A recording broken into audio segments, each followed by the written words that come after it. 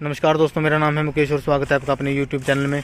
तो आज मैं आप लोगों के लिए लेके आया हूँ स्कोडा रैपिड 2012 का ये मॉडल है। इसका मैं आपको पूरा डिटेल एक रिव्यू देने वाला हूँ। इसका वॉकअराउंड रिव्यू मैं आपके लिए लेके आया हूँ आज। तो शुरुआत करते हैं इसकी फ्रंट प्रोफाइल से। तो इसमें आपको मिलते हैं ये normal headlamps, halogen based reflector headlamps हैं ये, और ये मिलते हैं आपको नीचे फॉग लैंप्स। इसमें ये सब कंपनी से आते थे। 2012 का ये मॉडल है और इस तरह की आपको फ्रंट ग्रिल मिलती थी। स्कोडा का लोगो मिलता है आगे। तो ये था इसका फ्रंट प्रोफाइल। और अब मैं बात कर लेता हूँ इसके टायर की। तो टायर में आपको इस तरह का ये एलॉय व्हील देखने को मिलता था, जिसकी फिनिश आज भी सही कंडीशन में फिर भी है। और इसके अगर मैं टायर साइज़ की बात करूँ तो ये आपको 195 60 R15 इसमें साइज़ मिलता था, जो कि एक डिसेंट सा साइज़ है इसका। और ये है इसका साइड प्रोफाइल। तो साइड से गाड़ी देखने में कुछ इस तरह की लगती है। तो यह है गाड़ी का बैक लुक। बैक लुक की अगर बात करें तो आपको स्कोडा का लोगो मिलता है, रैपिड की बैजिंग मिलती है पीछे, और इस तरह के आपको टेल लैंप्स मिलते हैं। नॉर्मल टेल लैंप्स हैं, कोई एलईडी वाले टेल लैंप्स इसमें नहीं मिलते आपको। बूट स्पेस की अभी बात करता हूँ मैं इसके। और यह है इसका इधर साइड से लुक। तो ऐसी कुछ आपको साइड देखने को मिलती है। तो 2012 का मॉडल है, 8-9 साल इसको लगभग हो चुके हैं चलती हुई को। तो ये स्क्रैच वगैरह इस पर लग चुके हैं। गाड़ी कंडीशन थोड़ी अब मतलब डाउन हो चुकी है, थोड़ी सी स्क्रैच वगैरह लगे हैं, लेकिन टाइम के साथ लगते ही रहते हैं फिर भी। तो ऐसा इसका साइड का लुक। तो दोस्तों 2012 में आपको स्कोडा के साथ ये इस तरह की मिलती थी। इसमें आपको लॉक अनलॉक बटन और ये बूट, इसको होल्ड करके रखते हो तो आपको बूट अनलॉक का बटन मिल जाता है। तो जैसे मैं इसको प्रेस करता हूँ तो ये अनलॉक, और जैसे मैं इसको प्रेस करता हूँ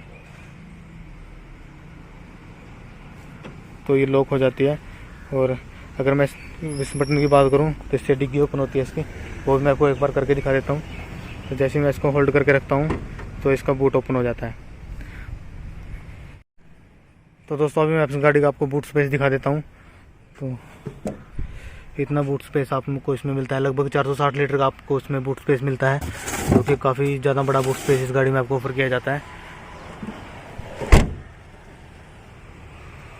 तो दोस्तों अभी बात कर लेता हूँ मैं इस गाड़ी के इंजन के बारे में। तो इंजन में चलने से पहले मैं आपको ये इसका हुड ओपन कर देता हूँ। तो यहाँ से इसका हुड ओपन हो जाता है। अभी करते हैं इसका बोनट ओपन। तो दोस्तों ये है इसका इंजन, और इसमें आपको मिलता है 1500 सीसी का इंजन, 1498 सीसी, जिसमें मैक्सिमम पावर आपको मिलती है 103 bhp की। और जो मैक्सिमम टॉर्क इसमें मिलता है वो 250 न्यूटन मीटर का मैक्सिमम टॉर्क आपको इसमें मिलता है। तो इंजन काफ़ी अच्छा है इसका, और मतलब अच्छी तरह से पैक किया हुआ इंजन है ये। ऊपर की हालत थोड़ी ख़राब हो चुकी है क्योंकि गाड़ी को लगभग 8-9 साल हो चुके हैं। तो ये तो इसका चेंज कराने का हो रखा है, तो ये हो जाएगा चेंज। बाकी कोई दिक्कत नहीं है इसके इंजन में, बिल्कुल साफ़ सुथरी कंडीशन में इसका इंजन है। तो अभी करते हैं हुड को बंद और चलते हैं गाड़ी के इंटीरियर में। तो इंटीरियर में आपको फीचर दिखा देता हूँ। तो दोस्तों अभी करता हूँ मैं इंटीरियर की बात इसके। तो चलते हैं इसके इंटीरियर में।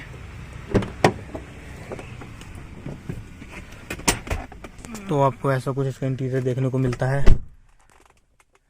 ड्यूल टोन कलर में आपको इसका इंटीरियर मिलता है। ये ऊपर का जो कलर है इसका ब्राउन कलर है, और ये नीचे का कलर जो है इसका वो बेज कलर है। इस तरह का आपको स्टीरियो मिल जाता है।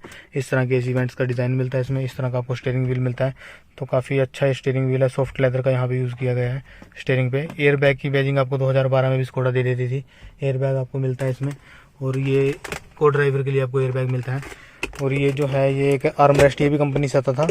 और इसमें जो है ये आवाज़ करता है, लेकिन ये थोड़ी सी, तो इस तरह कुछ आता है इसमें। ये है इसके हेडलैम्प्स के कंट्रोल्स, ये आपके फॉग लैंप्स के लिए, ये आपकी हेडलाइट के लिए। और ये आपको शीशा एडजस्ट करने के लिए मिलता है लीवर, इससे आप शीशा एडजस्ट कर सकते हैं अपने साइड मिरर। ये लॉक अनलॉक का बटन, और ये आपको यहाँ पे चारों पावर विंडो के कंट्रोल मिलते हैं। विंडो लॉक भी आप यहाँ से कर सकते हैं। क्रोम फिनिश के साथ आपको ये इस तरह का इसका हैंडल मिल जाता है डोर को ओपन करने के लिए। और ऐसा कुछ आपको देखने को मिलता है इसका इंटीरियर। तो दोस्तों इस गाड़ी में आपको मिलता था 5 स्पीड का मैनुअल ट्रांसमिशन, और इस तरह का इसका गियर लीवर मिलता था। यह है इसका हैंड ब्रेक, और यहाँ पे आपको 2 कप होल्डर का मिल जाता था स्पेस। और सीट्स आपको कुछ इसमें इस तरह की मिलती थी, काफ़ी कंफर्टेबल सीट ही मेरे को लगी है। और उधर ये पावर विंडो का स्विच आपको मिलता है। ग्लव बॉक्स आपको इसमें इस तरह का मिलता है, काफ़ी बड़ा मतलब डीप ग्लव बॉक्स है इसका। और स्टोरेज के लिए भी काफ़ी अच्छा खासा स्पेस आपको इसमें मिल जाता है। तो ये है इसका, ये मैनुअल मिलता है आपको, और ये टिकट होल्डर इसमें मिलता है आपको। वैनिटी के लिए आपको इसमें मिरर मिल जाता है। और इस तरह का लुक है कुछ गाड़ी का अंदर से। तो अभी मैं की को इंसर्ट करता हूँ।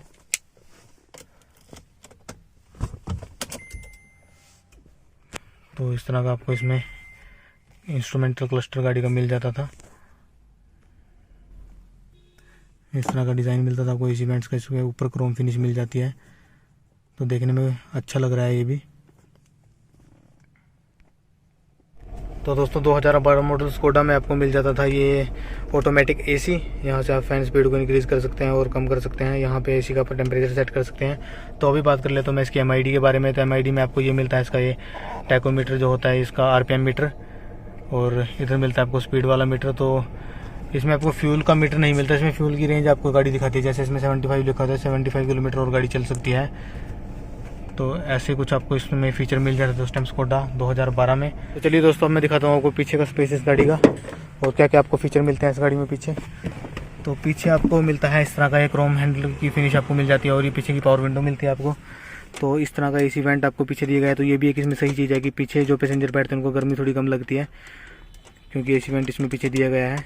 क्वालिटी इसकी थोड़ी मेरे को हल्की लग रही है पीछे की, लेकिन फिर भी चलो ठीक है, ये पीछे एसी वेंट दिया गया है इसमें। तो दोस्तों अभी मैं कराता हूँ इस गाड़ी का स्पेस चेक आपको। तो भाई आप बैठ के दिखाइए गाड़ी में। तो ये है रोहित भाई, और बैठ के दिखाएंगे गाड़ी में। अपने हिसाब से सीट एडजस्ट कर लो आप एक बार।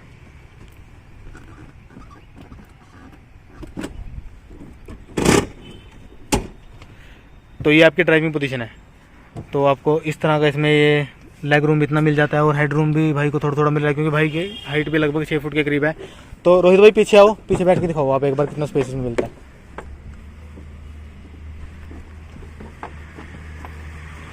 तो भाई आप देख सकते हो इसमें लेग स्पेस आपको मिल रहा है थोड़ा सा, और ये हेड रूम में थोड़ी कमी मेरे को लग रही है, लेकिन ठीक है फिर भी डिसेंट सा है, और मतलब काम चल जाता है। बस इतना है इसमें स्पेस अच्छा खासा आपको स्कोडा रैपिड में 2012 में मिल जाता था।